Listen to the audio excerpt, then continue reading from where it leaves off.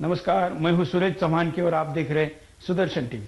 Sudarshan TV पर आज फिर हम हाजिर हैं आपके लिए एक ऐसा बिंदास बोल लेकर जो फिर जुड़ा है हम सबसे, और आज हमको प्रतिक्रिया देनी ही होगी क्योंकि ये बात जुड़ी है हमारे देश के स्वाभिमान की।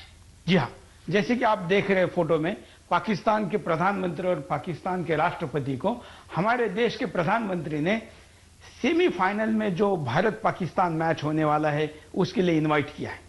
यह निमंत्रण देश के तरफ से निश्चित तौर पर नहीं है क्योंकि देश अभी भी मुंबई के हमले को भुला नहीं है। हालांकि ये वही मनमोहन सिंह है जिन्होंने मुंबई हमले के लिए पाकिस्तान को दोषी ठहराते हुए इसी पाकिस्तान के ऊपर अंतर्राष्ट्रीय दबाव बनाने की कई कोशिशें की। लेकिन ऐसा क्या दबाव है, ऐसी क्या घटना है, ऐसा क्या मन परिवर्तन हुआ है या ऐसा कोई स्थिति में भी परिवर्तन हुआ है कि पाकिस्तान जैसे कुत्ते के दुम को फिर भारत के साथ चर्चा का एक नया प्रयोग का मौका देना चाहिए। इस देश के हर प्रधानमंत्री ने पाकिस्तान के साथ यह प्रयोग किया लेकिन विफल रहा। फिर भी यह ऐसा क्यों? बहुत बड़ा मुद्दा है। और जब से भारत पाकिस्तान की मैच तय हुई है, धर्म युद्ध जैसा माहौल है और ऐसे में पाकिस्तान में एक चर्चा है कि अगर पाकिस्तान मैच हारता है तो पाकिस्तान कितने नुकसान में रहेगा, भारत जीतता है तो कितने फायदे में और नहीं जीतता है तो कितने नुकसान में रहेगा। अंतर्राष्ट्रीय स्तर पर कुछ कूटनैतिक उपयोग भी इस वर्ल्ड कप का होने के चर्चा है, विचार है। ऐसे में 125 करोड़ का यह देश क्या प्रतिक्रिया देता है इस घटना पर, हम जानना चाहते हैं। इसलिए हम आपके सामने लेकर आए हैं एक और बिंदास बोल जो आपको सीधे पूछ रहा है कि क्या क्रिकेट के द्वारा पाकिस्तान से की जा रही दोस्ती की यह पहल सही है? क्या कहना है आपका? आप हमें जवाब दीजिए। सबसे पहले नजर डालते हैं ठीक से मुद्दे पर। क्रिकेट से पाकिस्तान से दोस्ती की पहल कितनी सही? एक बार फिर भारत सरकार पाकिस्तान से दोस्ती शुरू करने जा रहा है। बहाना है क्रिकेट विश्व कप में सेमीफाइनल मुकाबला। मोहाली में हो रहे इस मैच के लिए हमारे प्रधानमंत्री जी ने पाकिस्तान के प्रधानमंत्री और राष्ट्रपति को न्योता भेजा और पाकिस्तान के प्रधानमंत्री ने आने की पुष्टि भी की है। राष्ट्रपति जरदारी के भी आने की संभावना है। सरकार ने पाकिस्तान के साथ दोस्ती के पहल का जो दिन तय किया है वह भी काबिले तारीफ है। मैच के दिन यानी 30 मार्च को ही हमारे कमांडो एनएसजी का स्थापना दिवस है। सुबह प्रधानमंत्री एनएसजी के कार्यक्रम में सम्मिलित होंगे और दोपहर में उसी एनएसजी के कमांडो को मुंबई में ताज हमले में मार गिराने वाले पाकिस्तान के नेताओं से अमन के नाम पर दोस्ती का हाल भी बताएंगे। और यह सांप 125 करोड़ के भारत को किसी न किसी दिन फिर डंक मारेगा। जो हाथ सवेरे आतंकवादी हमले में शहीदों के संगठन की सलामी लेंगे, वही हाथ दोपहर को देश के दुश्मनों से हाथ मिलाएंगे। यह देश कैसे देख सकता है? मुंबई हमले के लिए श्री मनमोहन सिंह जी ने पाक को जिम्मेदार बताया था। उसी पाकिस्तान को वह क्यों और कैसे निमंत्रण दे रहे हैं?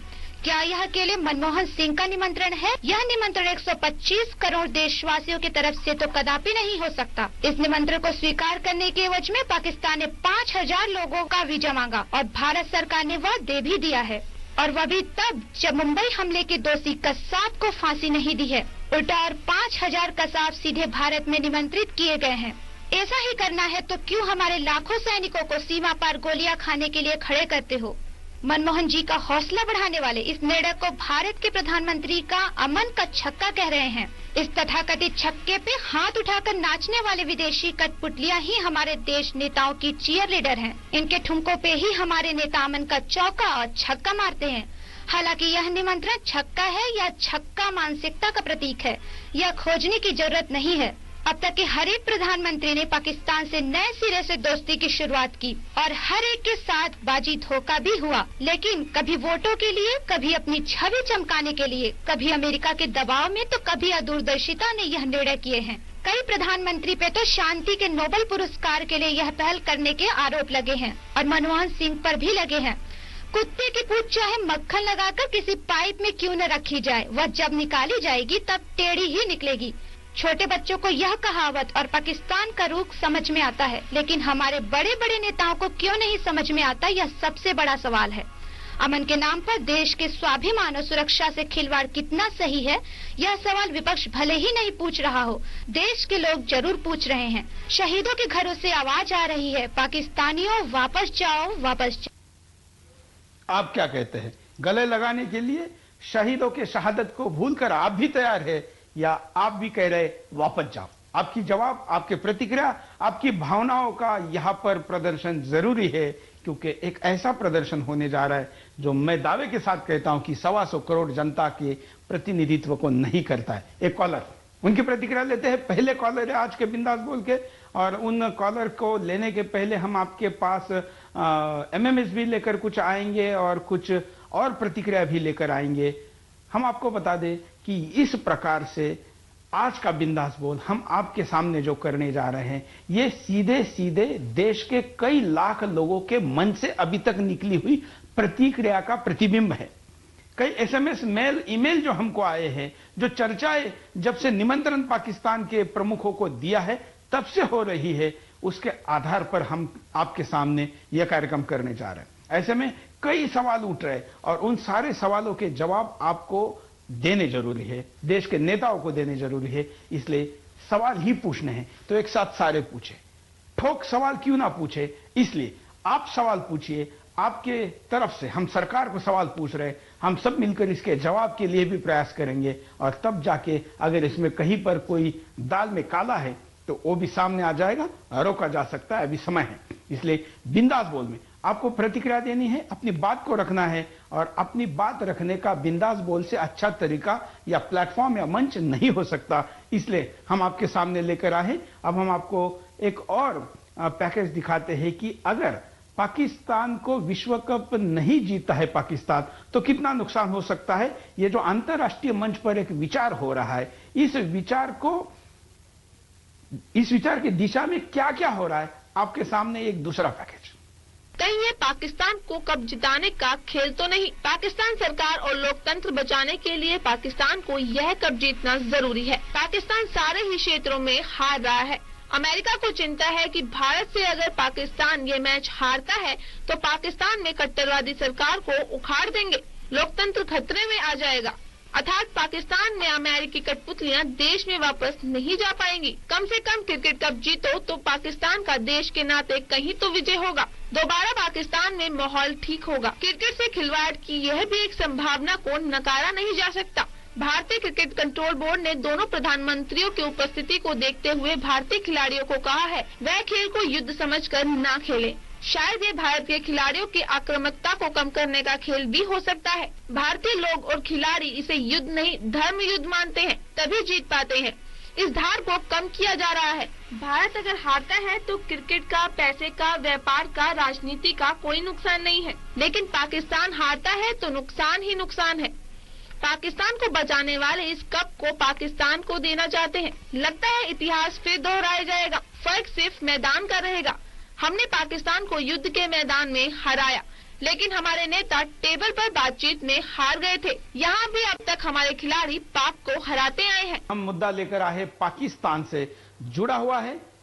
हमारा जो वर्ल्ड कप है ये पाकिस्तान को देने के पीछे कुछ डिप्लोमेटिक दिमाग लगे हुए और सोचते हैं कि भारत अगर इस विश्व कप को नहीं जीतता है तब भी भारत के पास खेल, उसकी प्रतिष्ठा, पैसा या कुछ भी खोने के लिए बहुत कुछ नहीं है। लेकिन अगर पाकिस्तान क्रिकेट नहीं जीतता है तो उसके पास खोने के लिए बहुत कुछ है। एक पड़ोसी मुल्क में शांति बनी रहे, इसलिए वहां की लोकतांत्रिक सरकार बनी रहे, ऐसा अगर आप चाहते हो तो ये वर्ल्ड कप उसको देना चाहिए। ऐसे सोच वाले लोग भारत सरकार पे दबाव बनाने की दिशा में काम करें। एक कॉलर देखते हैं क्या प्रतिक्रिया देते हैं। नमस्कार, बोलिए, आपका नाम बताइए। मेरा नाम नगीन भाई है। नगीन भाई कहाँ से बोल रहे हैं? गुजरात से बोल रहा हूँ, गुजरात के आनंद तालुका के गांव से, तिलोन से। बिल्कुल, बोलिए, क्या कहेंगे आप इस पर? ये मैं कहता हूँ कि दोस्ती का हाथ हम बढ़ाते हैं लेकिन वो नहीं बढ़ाते। हम दोस्ती चाहते हैं लेकिन वो नहीं चाहते। हाँ।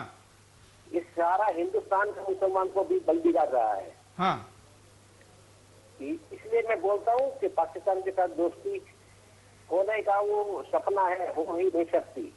बिल्कुल, वो कभी नहीं हो सकती, नहीं हो सकती, क्योंकि ये सब लोग गद्दार है, इसलिए नहीं हो सकती। फिर भी उनके ऊपर भरोसा किया जाए। करने मांगते हैं। भारत के मुसलमान सब है, ये भाई भाई करके रहते हैं। हाँ। लेकिन वो न रहना नहीं मांगते। और पाकिस्तान में जो तो अच्छा है। बिल्कुल नागिन भाई, जो मुसलमान भाई भारत के पाकिस्तान में जाते हैं या जब फालनी के बाद गए हैं, विभाजन के बाद, उनको भी तो वहां पर भाई के नाते नहीं स्वीकारा गया, नहीं स्वीकारते वो। और हिंदू को भी नहीं वो स्वीकारते। बिल्कुल। तो आपका मतलब है कि नहीं होना चाहिए? मेरा मतलब कि वो अच्छे ढंग से रहना मांगता ही नहीं है। बिल्कुल। हाँ, धन्यवाद। पाकिस्तान का एटीट्यूड क्या है, इस दिशा पर ये हमारे कॉलर गुजरात से अपनी बात को रख रहे हैं। एक और कॉलर भी हमारे साथ जुड़ने जा रहे हैं, उनकी भी प्रतिक्रिया लेते हैं, देखते हैं क्या कहना चाहते हैं। नमस्कार। नमस्कार जी। बोलिए, क्या कहेंगे आप इस मुद्दे पर? मेरा इसमें कहना यह है कि पाकिस्तान के साथ दोस्ती किसी भी तरीके से संभव है ही नहीं। ये पाकिस्तान का निर्माण जो है ये दारुल इस्लाम और दारुल अरब की बुनियाद पर हुआ है और इसलिए उनका विरोध ही हिंदुस्तान से है। चाहे हिंदुस्तान के गवर्नमेंट और इसमें बैठे हुए एडमिनिस्ट्रेटर जो ब्यूरोक्रेट हैं वो भले ही सोचते रहे कि घुटने टेकेंगे या किसी के दबाव में उनसे बातचीत करते रहेंगे, इससे या व्यापार करते रहेंगे, इससे कोई दोस्ती संभव नहीं। बॉर्डर पर गोलियां चलती रहे, आतंकवादी आते रहे और हम बस क्रिकेट के मैच कराते रहे या दूसरे और आयोजन उनके गाने वाले बुला के उनको पैसा देते रहे, इससे कोई लाभ नहीं होने जा रहा। इसके एवज में पाकिस्तान हमें क्या दे रहा है, बात यह है। और जब हम अपने सैनिक सामर्थ्य दिखाएंगे, बुनियादी अंदरूनी ताकत दिखाएंगे, तभी दोस्ती संभव है, इसके अलावा कभी संभव है ही नहीं। बिल्कुल, मेरा इतना ही विचार है। बिल्कुल, मतलब आपका कहना है कि बहुत बड़ा दिल दिखाने के बजाय बड़ी ताकत दिखानी जरूरी है। हाँ, ताकत हमें दिखानी चाहिए। इजराइल ने ताकत दिखाई है तो सब, इजिप्ट ने उससे दोस्ती की, सीरिया भी अब दोस्ती कर रहा है। तो बिना ताकत दिखाए हुए दुनिया में आज तक कभी किसी से दोस्ती हुई ही नहीं है। ये चाणक्य भी यही कहते रहे हैं। बिल्कुल, धन्यवाद।